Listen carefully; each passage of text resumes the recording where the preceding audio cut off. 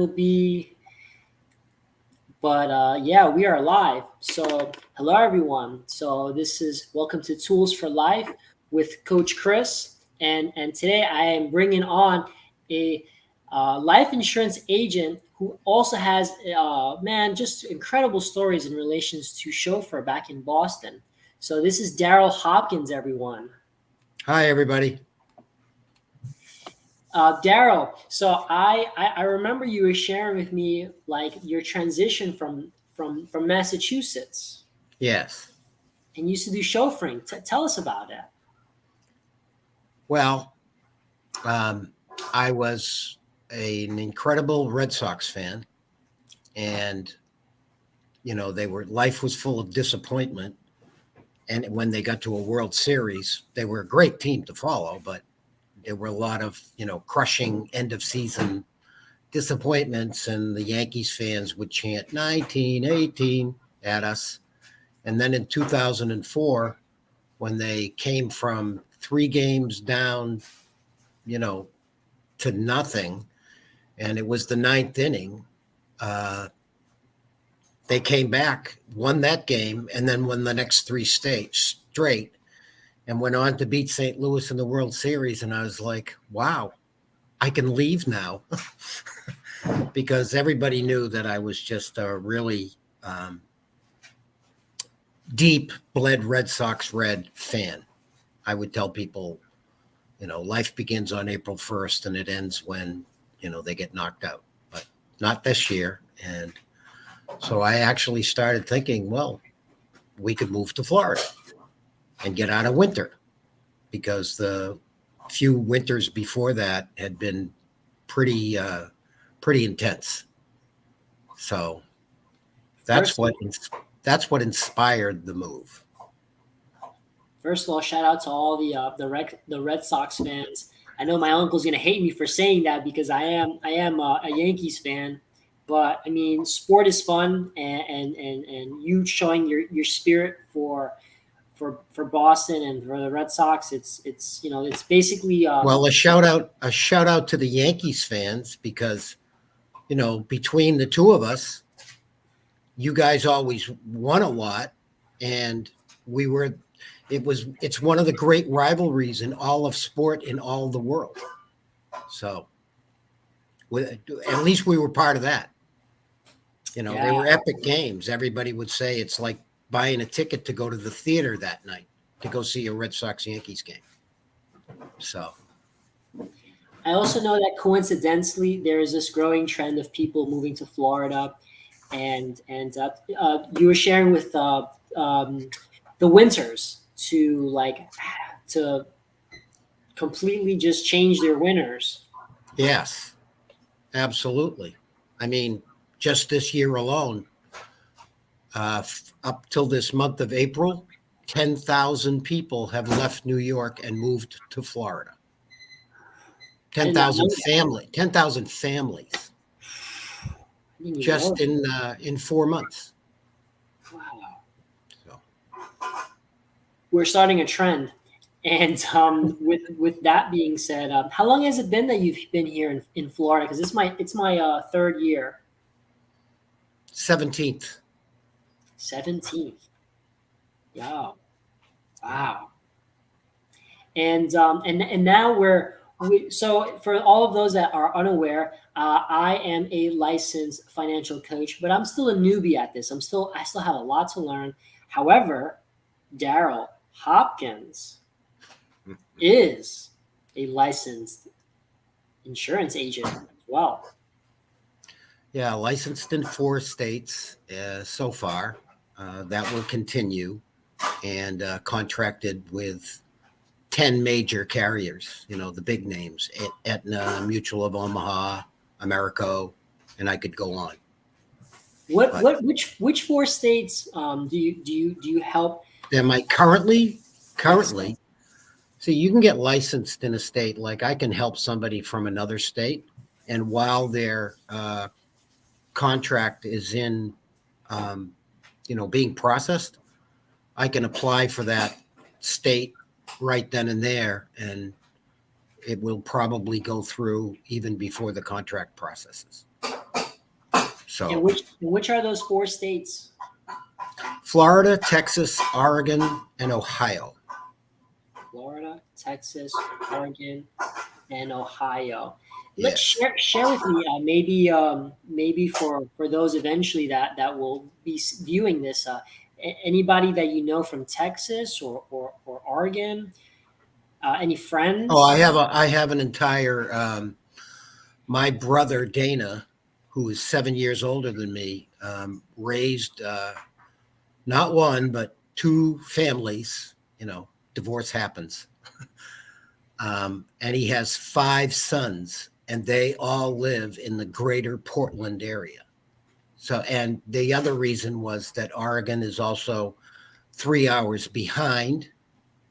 So, if I was, contacting people at 11 p.m. here, it was only 8 p.m. there. So, you know, because having been a chauffeur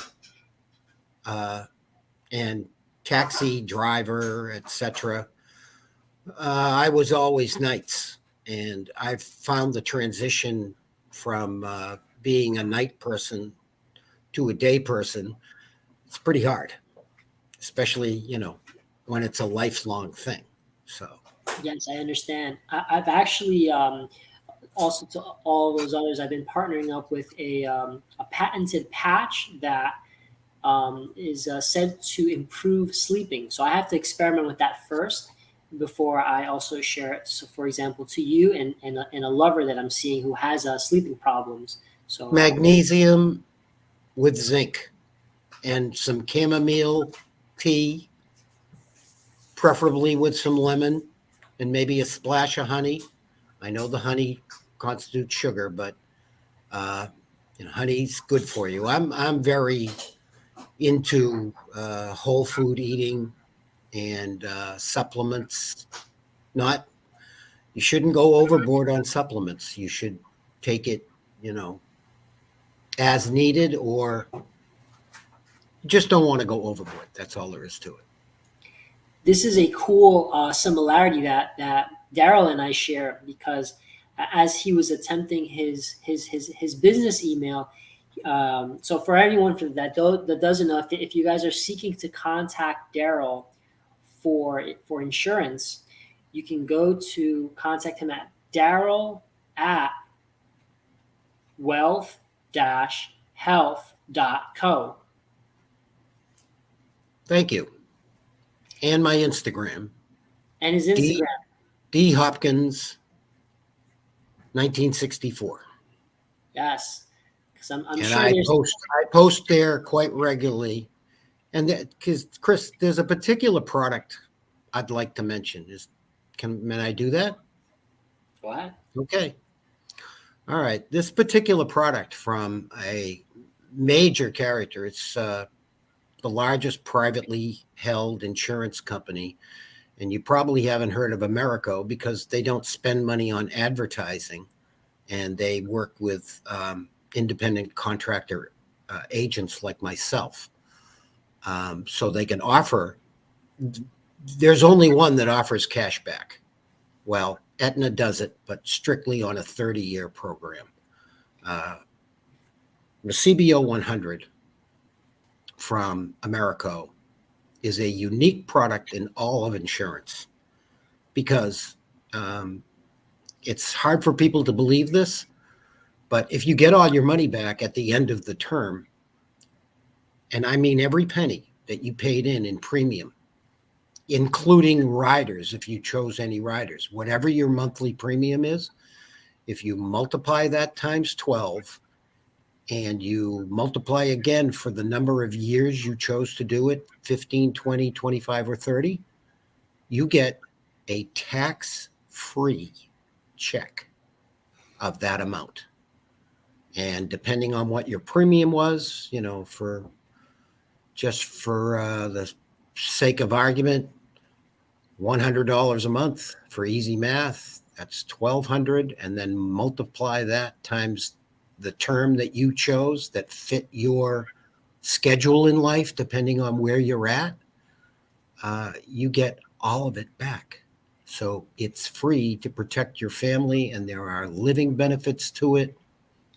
And there's no other product like it. And I really want everybody possible to know about this because it's totally unique. You can get all your money Yes. back. As a reminder, if you guys like this information that Darryl is sharing, you can simply like this video. And me using my coaching skills, I am holding those listening that see this valuable information by holding you accountable by simply contacting Darryl so that you can move forward with this. For example, you can go to his IG at dhopkins1964 and or email him at Darryl, that's Darryl at wealth-health.co. Thank I you was very much, Chris. yeah, I was also wondering, can you share some chauffeuring stories? Sure. Well, I'm going to go with my Yankee connection. I picked up in a taxi because Town Taxi was immediately behind Fenway Park. So whenever staff, management, whatever, visiting player, manager needed a taxi, because back in the day, back in the 80s, there was no thing called Uber, there was no thing called Lyft, and you had to call a taxi. So Fenway Park used us. We were on a first name basis with the secretary. Her name was Helen. And this is back in the Haywood Sullivan ownership days. But I was standing in the garage, um, chatting with another driver and, just sort of taking a break. And John Ford, who was manager, yells out, "Hey, Hopkins, Fenway Park, some guy named Stein something." And I said, "You mean George Steinbrenner?" He goes, "I don't know. Some guy named Stein." I said, I jumped in the cab. I flew around the corner up on Van Ness, and George Steinbrenner comes out and gets in my cab. And I was going to take him down to a meeting he was having with Domino Sugar for God knows what. But, when you're a billionaire Yankee owner, you have other businesses, probably very many of them. But anyway, George and I, we struck a chord. I've always been able to, in my life, make friends rather quickly.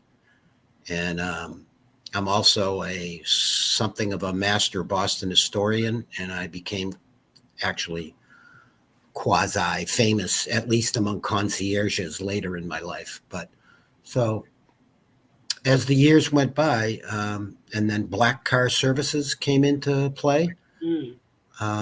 George said, "Darryl, you need to upgrade. You need to go black car." And I was like, "Yeah, okay, well, what do I need to do? You need to buy a Lincoln, blah, blah, blah." So I'm not going to say how much, but George wrote me a check. And about 3 months later, I called him back and I had a Lincoln, blacked out windows and everything. And the very next day, I picked up from a private jet the people who own Max Factor. And we went shopping for condos for the day for his daughter who was going to start at Boston University. Mm. And that was my first black car service. Unbelievable. And it just led on to a lot of great things. Like I said, I was on speed dial for a number of concierges. If somebody was too famous to go on a public history tour of Boston, and I've given history tour of Boston to one king, one queen, countless senators, congressmen, movie stars, people in the music industry. And I loved my life. It was great. I really enjoyed giving history tour because I could tell some great stories. I wasn't so much into the particular dates and things, but there are some of the stories that go along with the revolution in Boston. They're incredible. They're just you know, jaw dropping. Can you share one, because I haven't been to Boston.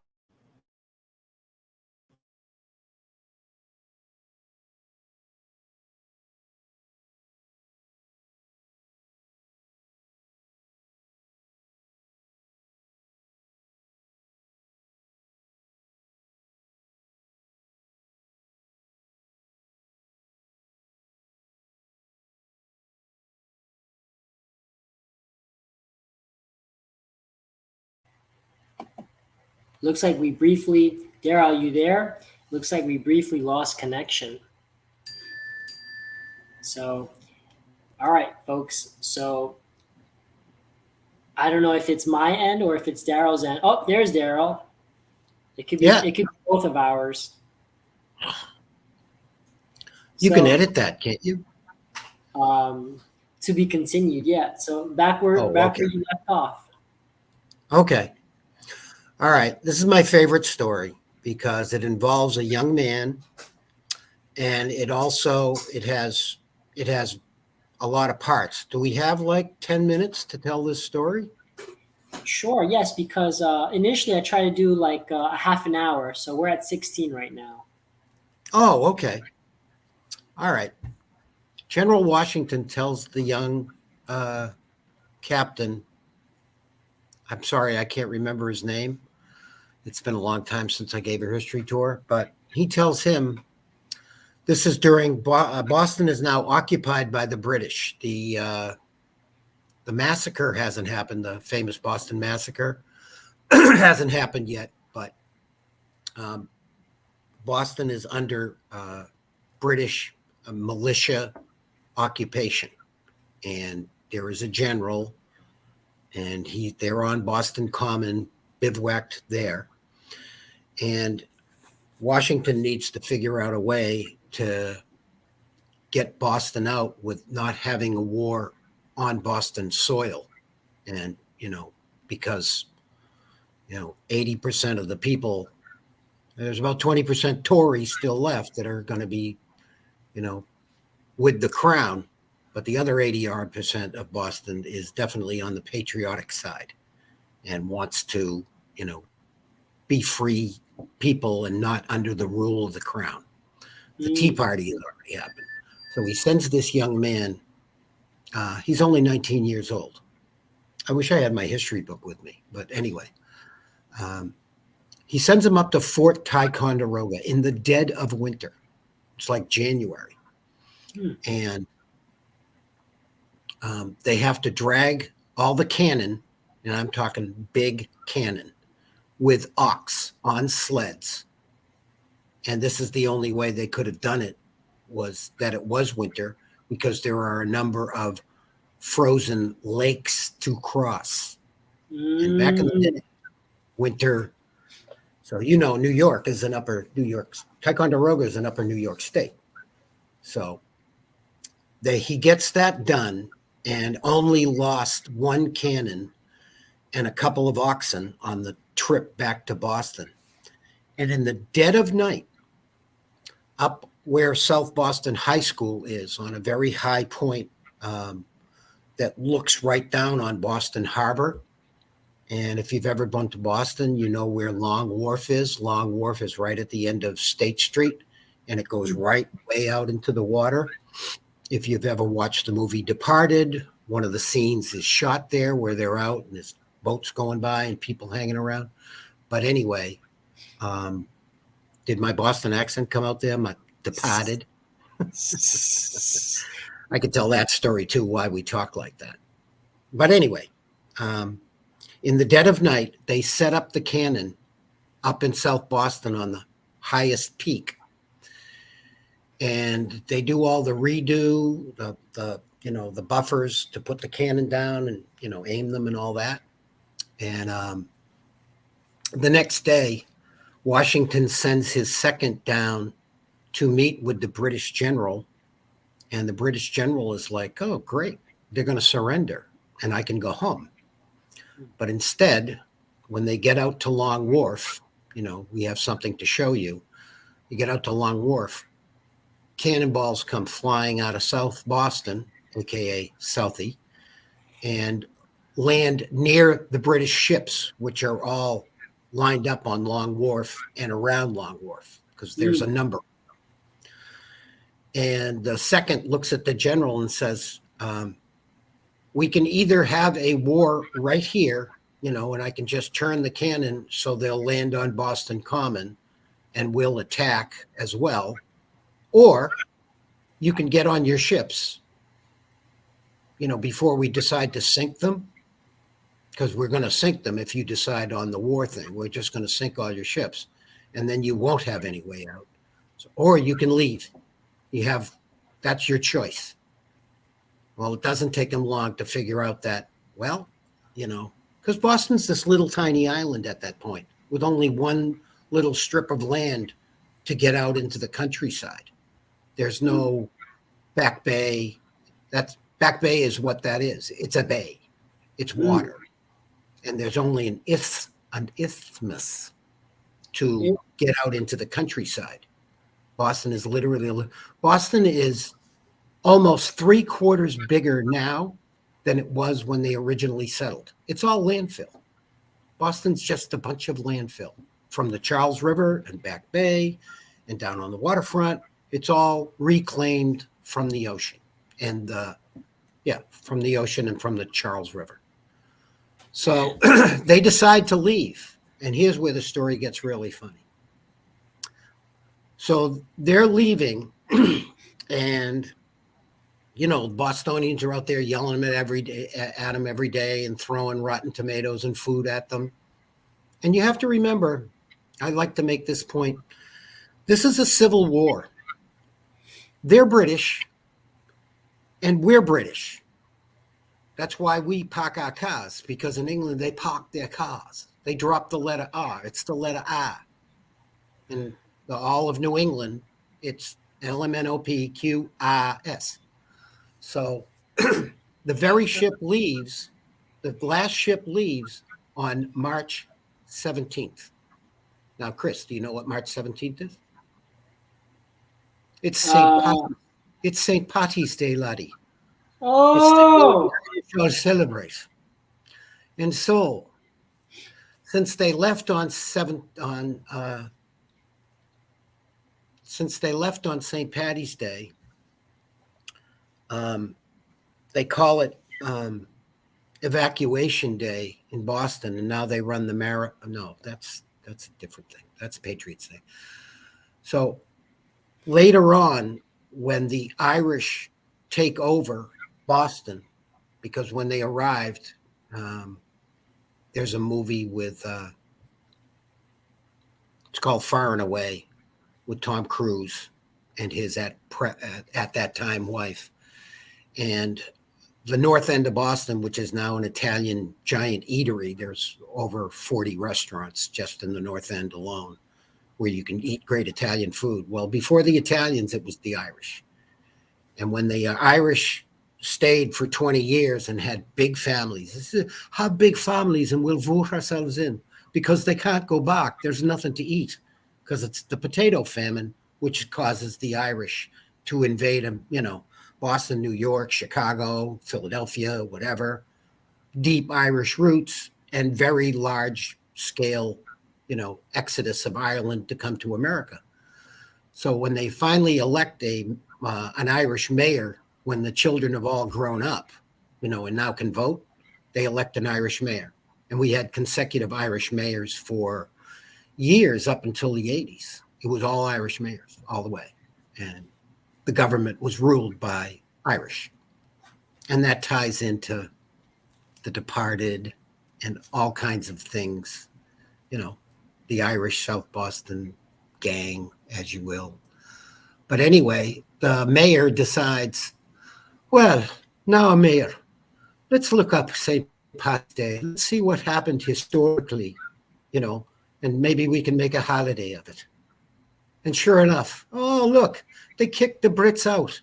And Irish and Brits, they get along like oil and water. So it's now called, it's Evacuation Day. And all government and everybody else that's in city, it's all a day off for St. Patty's Day. So it has a historical tie separated by 100 years. Great Wow, story. I was unaware of these things that you're sharing, going on in your home state, and like wow, like I was also thinking like, what was I doing on St. Patty's Day? And I was just remembering I was with a friend and her two kids. So, but You wow, yeah, you weren't bending your elbow, laddie. man. Leave a comment if you No, like Daryl's left that behind. accent. I was surprised by your accents too, man. You were hitting it. Oh, I'm a natural at that. That's why people loved my stories because, I would add accents in. If you Daryl, like a along French accent, I can do that. And if you like a German accent, yeah, we could use that as well, yeah. And so British, so that's too easy. So for a reminder, if not only are you looking for life insurance, folks, but you want a versatile insurance agent that can produce an Irish accent, a German accent, a British accent, I'm just reminding you for those listening, you've got Darryl Hopkins, and to find him, you can go to, for example, IG at D Hopkins 1964, and or you can also email him at Darryl, Darryl, at wealth-health.co. No M on the end. And as a reminder, Darryl, what led you to going into pursuing insurance? Um, Becoming a senior and not like being prepared, which is why, a lot of insurance sell a lot of final expense, where you just take out it's a small policy, but it covers your burial slash cremation slash, depending on how high you go. Most of us leave some medical bills on our way out, hooked up to machines. And so my wife and I both got one of them. And then I started talking to the insurance agent, and, that it's basically talking to people. Well, guess what? I kind of like talking to people. I kind of thrive on that, especially, people in need. And everybody needs life insurance. None of us, none of us get through this ordeal. You got to go. You, So you, you want to cover yourself before that happens. you've And the heard it. sooner you do it, the younger you are, the cheaper it is, because health insurance premiums are based on age and health, strictly on age and health. So if you're in good shape and you're in your 20s, you should see the prices that kids in their 20s get. They're less than a quarter sometimes of somebody, in their 50s or 60s. And plus, you're probably in great health. So, You're hearing it, folks, from Darryl, giving it a recommendation to those more on the younger side, and to add to Darryl. So another reason that led me to insurance was that my father in his 50s passed away, and he didn't have this, as well as how many yeah, families last minute go through a death in the family and have to do a GoFundMe in order to raise yeah, money. yeah. And not only is there's a lot of things that it can be being unprepared. It's also embarrassing, but essentially this approach in insurance is a better prepared approach to not have to worry about that, as whether you are a younger person for your parents. Or for And retirement, an IULE, an IUL. I mean, this is what we've all learned from, keeping an eye on the wealthy. That's what they do. So it's good to copy. yes, so if you guys need help getting that copy, reminder, so contact Darryl at IG at D Hopkins. That's D like dog for his first name Darryl. D Hopkins 1964, and or email him at Darryl at wealth-health.co. All right, Darryl. You have any last minute messages before we head out? Um, yeah, go Rays. Since I live in Florida now, they're such an Yeah. exciting team. But God bless everybody. This was fun to do. It was kind of a flashback to doing history tours. They used to last an hour and a half, and I really enjoyed doing them. So, thank you, Chris, and thank you, everybody. I hope to hear from you soon.